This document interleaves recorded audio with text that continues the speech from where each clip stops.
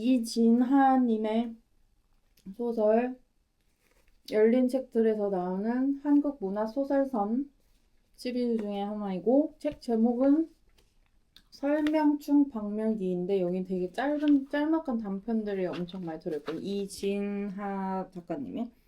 오늘 처음 사봤는데 근데 너무 웃겨가지고 밥 먹으면 좀 더 읽어보려고요. 제목 거래. 계속되는 초인종 소리에 문을 열어보니 정장을 입은 왜소한 체구의 남자가 서 있었다. 그는 대뜸 낯선 억양으로 이렇게 물었다. 너무 목말라서 그런데 물 한 잔만 주시겠습니까? 나는 그를 위아래로 훑어보았다. 송곳을 의인화한다면 이런 느낌일까? 턱끝, 코끝, 눈꼬리, 어깨 쪽지, 손가락까지 가릴 것 없이 날카로웠다. 내가 관찰하는 동안 그는 입꼬리를 올린 채 나의 대답을 기다리고 있었다. 수상하기는 했지만 위협적으로 보이지는 않았다. 여차하면 제압할 수 있을 만큼 체격도 내 쪽이 우세해 보였다. 나는 그를 집 안으로 들였다. 폭염주의보가 내려진 날이었고 그의 차림은 너무 더워 보였다. 그게 유일한 이유였다. 그럼 실례하겠습니다.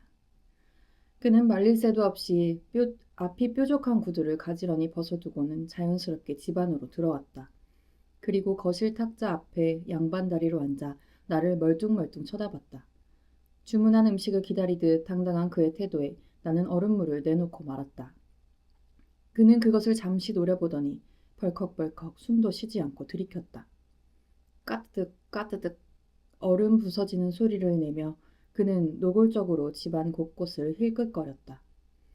그제야 그가 들고 온 가방이 수상했다. 커다란 서류 가방에는 뭐가 들어있을까? 왜 저렇게까지 울룩불룩한 것인가? 그러다가 무서운 상상을 하게 되었다. 그가 내 집에 당당히 걸어 들어온 것은 믿는 구석이 있기 때문일 것이고, 그는 믿는 구석이라는 것은 어쩌면 그의 가방 안에 넣어둔 작고 예리한 칼인지도 모른다고. 그는 작은 눈을 최대한 크게 끔뻑거리며 나를 쳐다봤다. 나는 침을 꿀꺽 삼켰다. 저기 물 다 드셨으면 이제 그만. 나는 조심스럽게 말했다. 그는 내 말이 끝나기도 전에 답했다. 아닙니다. 그러더니 웃음기가 싹 가신 얼굴로 나를 쳐다보았다. 나도 모르게 뒤로 한 발 물러났다. 도대체 뭐가 아니라는 거지? 그 순간이었다. 찌익. 그가 가방을 열더니 그 안에서 무언가를 불쑥 꺼냈다. 나는 반사적으로 탁자 위에 세워둔 기린 조각상을 거꾸로 들었다. 그게 뭡니까? 나는 조각상을 든 채 물었다. 그러자 그는 빙글거리며 손에 쥔 것을 내밀었다. 그건 종이 뭉치였다. 다름이 아니라 아주 좋은 상품이 있어서요. 힘이 빠졌다. 나는 조각상을 내려놓고 대답했다. 관심 없습니다. 아니요, 반드시 관심 있으실 겁니다. 남자는 그렇게 말하며 탁자에 종이를 올려두었다. 바빠서요. 그만 가두세요. 나는 현관을 손으로 가리켰다. 남자는 나를 빤히 바라보더니 입을 열었다. 안 바쁘잖아요. 나는 잘못 들은 줄 알고 뭐라고요? 하고 되물었다. 당신 안 바쁘잖아. 남자는 내 눈을 똑바로 바라보며 말했다. 당신이 뭘 알아? 6개월째 부모님 집에서 백수처럼 지내고 있지 않습니까? 금수저도 욕하는 악플이나 쓰면서요. 말문이 턱 막혔다. 어떻게? 아유, 악마가 그런 것도 모르려고요. 그는 능글맞게 웃었다. 악마래. 처음에는 놀랐지만 이내 웃음이 터졌다. 악마라니, 몰래카메라 같은 건가? 믿기 어려운 것도 이해는 됩니다. 인간이 그 정도 의심도 안 하고 살 수는 없겠죠. 그래서 남자는 엄지와 중지를 맞닥뜨려 딱 소리를 냈다. 머리가 핑 돌았다. 그 순간 내가 본 것에 대해서 도대체 어떻게 설명해야 할까?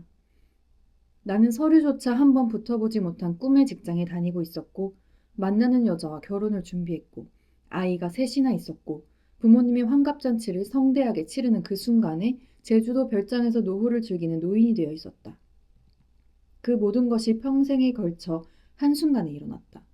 꿈이라기에는 너무 생생했고 현실이라기에는 너무나도 빠르게 흘러갔다. 말도 안 된다는 것을 안다. 하지만 그렇게밖에 표현할 수가 없다. 그 시간 개념은 도대체... 체험판은 여기서 끝입니다. 남자의 목소리와 함께 그 시간은 끝이 났다. 얼떨떨했다. 그 언젠가의 행복했던 시간 속에서 머리채를 잡혀 끌려와 지금 여기 초라한 모습으로 앉아 있었기 때문이다. 결혼식장에서 울리던 음악과 별장 앞 바닷가 모래 아래 촉감까지 여전히 생생한데. 방금 그건 뭐지? 남자는 킬킬 웃으며 대꾸했다. 잘 풀린 인생. 어리빠진 내게 그는 말했다. 자, 이제 어떻습니까? 관심이 좀 생기셨습니까?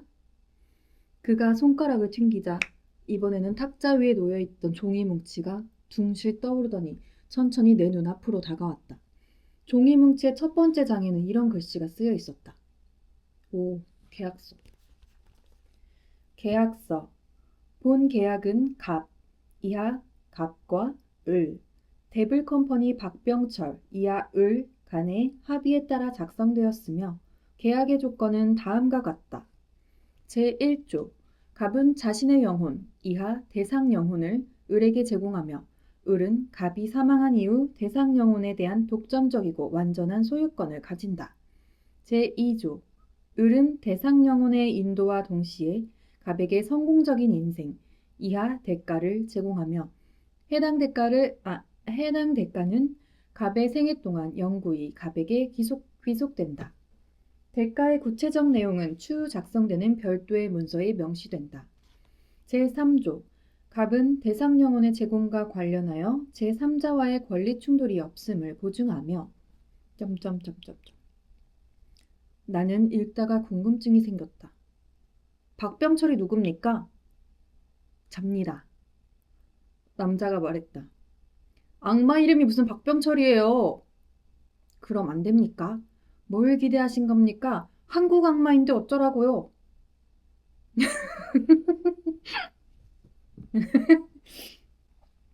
그의 공격적인 대답에 나는 괜히 기세가 수그러들었다. 그가 악마라고 밝혀서 더 그랬는지 모르겠다. 아씨, 이거 다 읽어도 되나? 너무 웃긴데? 그 말이 진실이든 거짓이든 피하는 게 상책이라는 점만은 분명했으니까. 그나저나 이건 도대체 어떻게 떠있는 거지? 나는 공중에 떠있던 계약서를 손으로 건드려 보았다. 그것은 잠시 허공에서 어쩔 줄을 모르더니 뒤늦게 탁자 위에 툭 떨어졌다. 영혼만 남기면 행복한 인생을 보장받을 수 있는 절호의 기회. 아 깜짝이야. 갑자기 홈쇼핑 채널의 쇼호스트 같은 말투로 그가 말했다. 아이씨, 너무 갑자기 톤이 이상한데? 그가 말했다. 영혼이 1,000원도 아니고 영혼이 1,000원도 아니고 그리 쉽게 말하면 안 되죠. 나는 피식 웃으며 말했다. 그러자 그는 나보다 더 크게 코웃음을 쳤다. 행복한 인생은 뭐 쉬운 줄 아십니까? 아무튼 싫어요. 영화 같은 데서 보면 꼭 인간이 손해보던데 뭐. 갑자기 남자가 펄쩍 뛰었다. 언제적 얘기를 하십니까? 그런 건 중세시대에나 먹혔지 요즘 인간들은 영악해서 그런 식으로 장사하면 저희도 먹고 살기가 힘듭니다. 서로 윈윈해야 좋은 거래지요. 안 그렇습니까? 사실 영혼 같은 거 별 관심도 없었잖아요. 뭐 톤이 왜 이러지? 일단 죽고 나면 아무것도 없다고 평소에 입버릇처럼 말하지 않았습니까? 나도 모르게 입술에 손이 갔다. 나에 대해서 어디까지 알고 있는 것일까? 들으면 들을수록 소름이 돋았다. 남자가 진짜 악마일지도 모른다는 생각이 들었다. 지나치게 뾰족한 이빨이며 관자놀이 위쪽으로 작게 솟아오른 뿔 같은 부분. 그러고 보니 나는 그가 눈을 깜빡이는 것을 본 적이 없었다. 듣고 있습니까? 뺨을 때리는 것 같은 손뼉 소리에 정신을 차렸다. 만약 그가 진짜 악마라면, 그리고 그 말이 사실이라면, 있는지도 몰랐던 영혼을 대가로 한평생 꿈꾸던 대로 살 수만 있다면. 그 영혼을 가져가서 뭘 합니까? 나는 조심스럽게 물었다. 그거야 영혼을 쓰는 악마 마음이겠지요. 영혼을 쓴다고요? 인간도 마찬가지 아닙니까? 돈을 벌어서 뭐 했을지는 사람마다 다르잖아요. 근데 왜 갑자기 나 악마로 약간 목소리가 이렇게 됐지?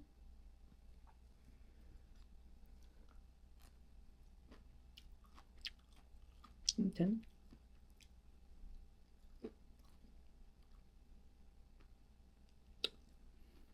인간 영혼이 화폐라도 된단 말인가요? 악마는 뭘 그런 당연한 걸 묻느냐는 듯 나를 쳐다보더니 계약서를 들이밀었다.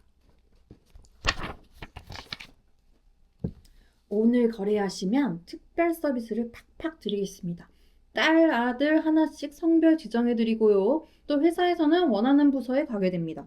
아파트부터 봉안단까지 로열층으로만 싹 다 모시겠습니다. 어떻습니까? 하실 겁니까?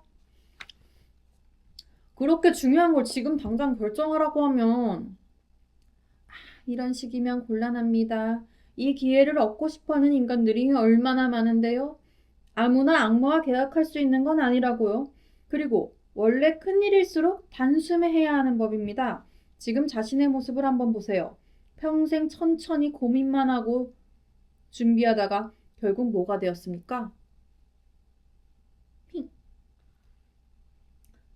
나는 침을 꿀꺽 삼켰다. 사기치는 거 아니겠죠? 내 말을 듣고 악마는 하! 하는 소리를 내며 손으로 이마를 짚었다. 우리 데블 컴퍼니는 그냥 그런 회사가 아닙니다. 인간 세계로 따지면 당신이 흔히 아는 S사, K사 같은 대기업이라고요. 연예인 김미료 씨 알죠? 그분도 저희와 계약하고 그렇게 된 거예요. 당신이 자주 보는 유튜버 산삼입니당도 다 저희와 계약한 겁니다. 하다못해 당신 대학 동기 중에 주식 대박난 허영소라는 친구 있죠? 그 친구도 저희 업체와 계약했고요. 하긴 인간의 힘만으로 그렇게까지 일이 잘 풀리기는 아무래도 어렵지. 그리고 당신이 마지막으로 인턴했던 T기업에서 박종훈 씨가 당신을 제치고 정규직으로 전환된 거. 그것도 다 저희 업체 실력입니다. 뭐요? 고개를 주걱거리다가 나는 귀를 의심했다. 나보다 나이도 많고 스펙도 떨어지던 그가 정규직이 되었을 때 나는 그가 윗선에 잘 보이기라도 했나 싶었다. 그런데 사실은 따로 이유가 있었다니. 당신네는 상도덕도 없어요? 내가 그것 때문에 얼마나... 나는 말을 하다 말고 입을 꾹 다물었다. 악마에게 도덕 따위가 있을 리 없지 않은가. 시근거리는 내게 악마는 웃는 얼굴로 계약서를 슬쩍 다시 들이밀었다. 나는 계약서를 가만히 노려보았다. 박종훈 씨는 여기에 서명하면서 무슨 생각을 했을까? 영혼이 없으면 인간은 어떻게 됩니까? 내 질문에 악마는 눈을 크게 뜨고 대답했다. 어떻게 되긴요? 아무것도 되지 않습니다. 아무것도 되지 않아요. 없으니까. 없으니까요. 어떤 것인지 잘 상상되지 않았다. 죽고 싶다거나 사라지고 싶다고 생각한 적은 있었지만. 아무튼 우리 회사는 업계 최고입니다. 인간 영혼 하나에 이렇게 많은 걸 주는 회사는 어디에도 없어요. 잠깐. 생각해보면 그쪽이 제시한 조건은 별것도 아니잖아요. 입사하고 결혼하고 애 낳고 집 가진 노인이 되는 것 정도로 영혼을 바치라고요? 부당하잖아요. 무슨 세계 정복도 아니고. 그쪽의 영혼이 고작 그 정도 값인 걸 나더러 어쩌라는 겁니까? 설마 대개 영혼이 엄청난 가치라도 있다고 생각하는 건 아니겠지요? 세계 정복 같은 건 간디, 테레사 수녀급이나 가능한 건데요. 그리고 그 삶이 별것도 아니라고요? 한국에서 결혼하고 애 낳고 노후에도 그럭저럭 사는 일이 그렇게 아무나 할 수 있는 일 같습니까? 대기업만 해도 그래요. 사내 어린이집에다가 자녀 대학 등록금까지 복지가 얼마나 빵빵한데 그걸? 갑자기 악마가 계약서를 걷어들였다. 됐습니다. 더 얘기해봐야 입만 아프겠군요. 그는 종이를 가방에 넣었다. 그러고는 붙잡을 새도 없이 곧장 가방을 들고 빠른 걸음으로 현관을 향해 걸어갔다. 나는 당황해서 그런 그를 물끄러미 보고만 있었다. 걸음이 점점 느려지더니 그는 현관 앞에 우뚝 멈춰섰다. 좋습니다. 그가 빙글 뒤로 돌았다. 영혼이 싫다면 수명으로 합시다. 수명이라고요? 남자는 다시 탁자에 앉아 가방에서 다른 계약서를 꺼냈다. 그리고 벙긋 웃으며 계약서를 내밀었다. 인간이 거래할 게 영혼뿐인 줄 압니까? 사실 우리 악마 입장에서도 수명을 받는 게 더 좋습니다. 영혼은 인간이 죽어야 받으니까 굳이 따지자면 후불이지 않습니까? 요즘 인간들이 얼마나 지독하게 오래 사는지 계약 한번 잘못했다가는 몇십 년을 쫄쫄 굶습니다. 수명은 좀 더 가치가 낮긴 해도 유동성이랄까요? 그런 게 있으니까. 이건 어떤 상품인데요? 나는 그제야 악마와의 계약에 관심이 생겼다. 실체도 알 수 없고 어떻게 될지도 모르는 영혼 같은 것보다 어떻게 이미 사람들 영혼을 다 팔고 있어.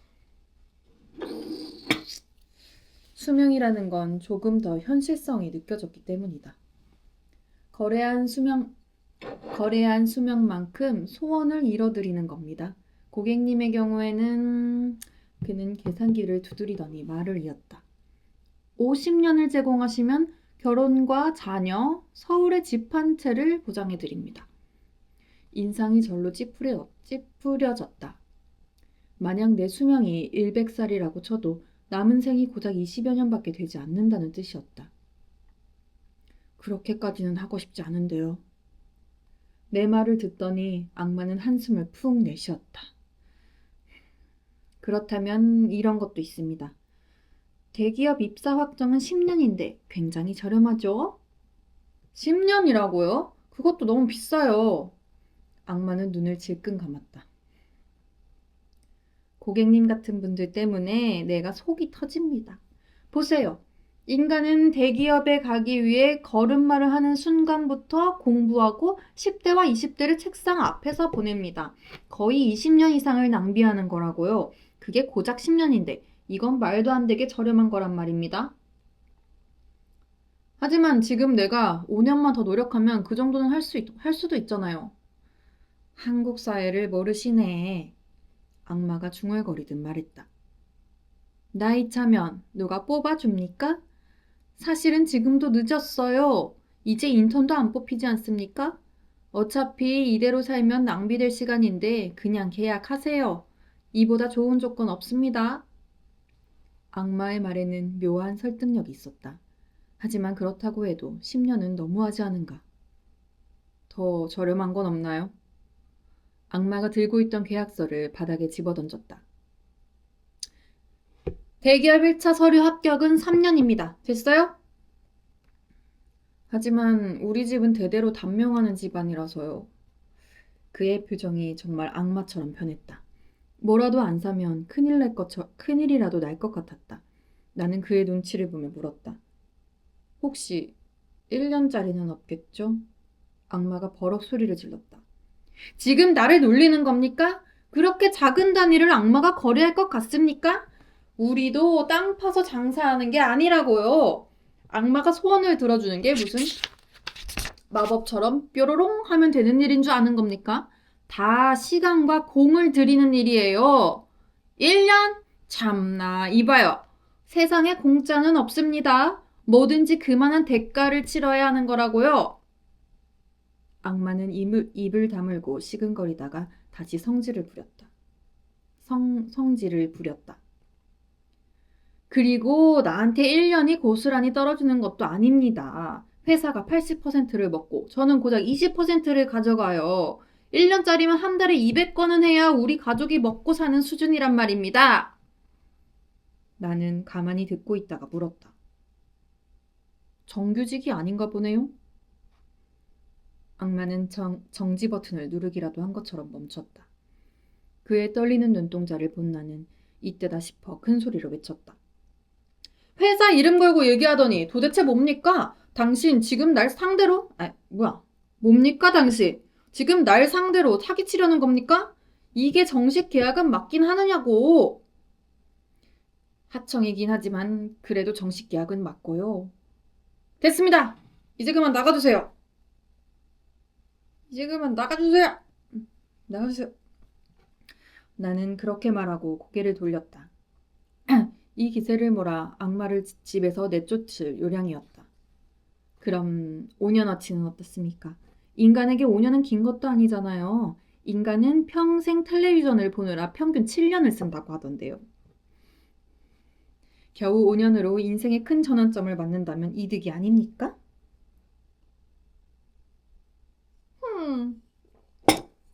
텔레비 그만 봐야지.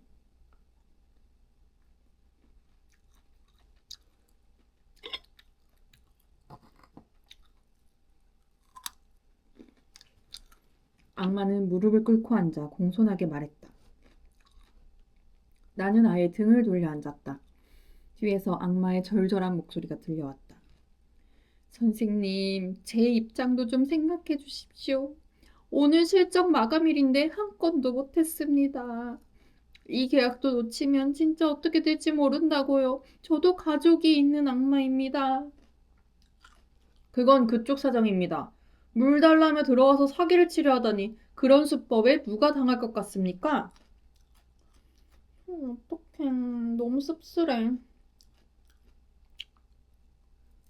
그냥 졸라 현실이야 지금 이게. 인간 세계.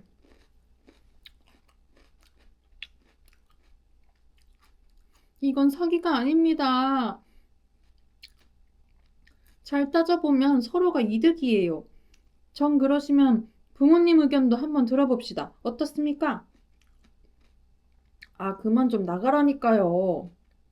전화라도 한번 해보자는 말씀입니다. 어른들 생각은 또 다를 수가 있으니. 헐. 나가라고 당장! 나는 소리를 질렀다. 악마는 축 처진 어깨로 주섬주섬 가방을 챙겼다. 그의 눈이 촉촉했다. 괜히 죄책감 같은 게 들었다. 이 상황을 벗어나고 싶었을 뿐 상처를 주려는 마음은 없었는데. 저기, 이건 상담비 셈 치고. 나는 그에게 내 비상금 1만 원을 건넸다. 그는 가라앉은 목소리로 대답했다. 저희 세계에서는 필요 없습니다. 돈 같은 거. 그럼 물이라도 한 잔 더. 그는 고개를 저었다. 그리고 현관으로 가 구두에 발을 넣고 앞코를 툭툭 바닥에 쳤다. 그가 현관문 손잡이를 잡아 비틀자 한여름의 뜨거운 열기가 느껴졌다. 그는 뒤를 돌아 물끄러미 나를 보았다. 진짜로 안 되겠습니까? 나는 고개를 저었다. 그는 풀 죽은 어깨로 현관문을 밀었다. 악마가 돌아간 후 나는 책상에 앉아 한동안 덮어두었던 토익책을 펼쳤다. 혹시 모를 일이지 않은가. 다음에 내게 또 악마가 찾아올지. 어쩌면 그때는 더 좋은 조건에 나를 팔아넘길 수 있을지도 모르니까 말이다.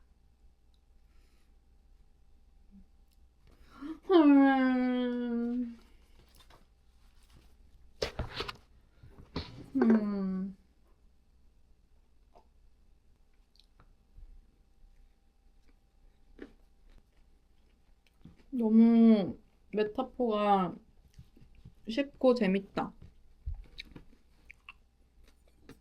뭔가 판타지가 아니야.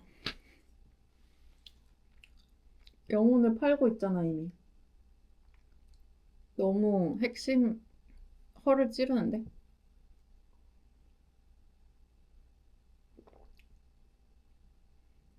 근데 너무 웃긴데? 박병철 씨 너무 웃긴데? 박병철 씨 맞나? 아무튼 저는 원래 이렇게 책을 소리내서 읽는 편인데 하필 이거 약간 소설이어가지고 어쩌다 보니까 약간 모사를 좀 하게 됐는데 좀 오글거렸다면 죄송합니다. 그냥 이렇게 한 편 한 편 짧은 이야기는 찍어서 같이 들어도 좋지 않을까 하는 생각이 들었어요. 근데 이게 작가의 작품을 이렇게 언급하는 게 문제가 되는 건 아닐까 싶어가지고 좀 조심스럽네요. 자, 아무튼 저는 이 지금 읽은 것까지 해서 총 3가지의 단편을 읽어봤는데 이분 진짜 웃긴 것 같아요. 앞에 첫 번째 이야기도 그 첫 번째 이야기가 이 책의 제목이랑 똑같거든요. 설명충 박멸기라는. 그냥 막 어이가 없어서 깔깔깔 하다가 갑자기 땡 이런 느낌이어가지고 한번 보시면 좋을 것 같아요. 여기 뒤에 써있다. 낄낄대며 이 책을 다 읽고 나면 문득 그래 이렇게 사는 거지. 어쩐지 마음이 가뿐해진다. 어쩌면 현실은 소설보다 더 소설 같다라고 정지아 소설가님이 평을 써주셨어요. 가볍게 읽지만 뭔가 생각할 거리가 그 질문을 많이 나에게 던지게 되는 내용이라서 한번 읽어보세요. 심심할 때. 아까 말했잖아. 인간이 7년 동안 TV를 본대요. TV 말고 책 보세요. 저도 요즘에 책을 더 많이 가까이 하려고 하고 있습니다.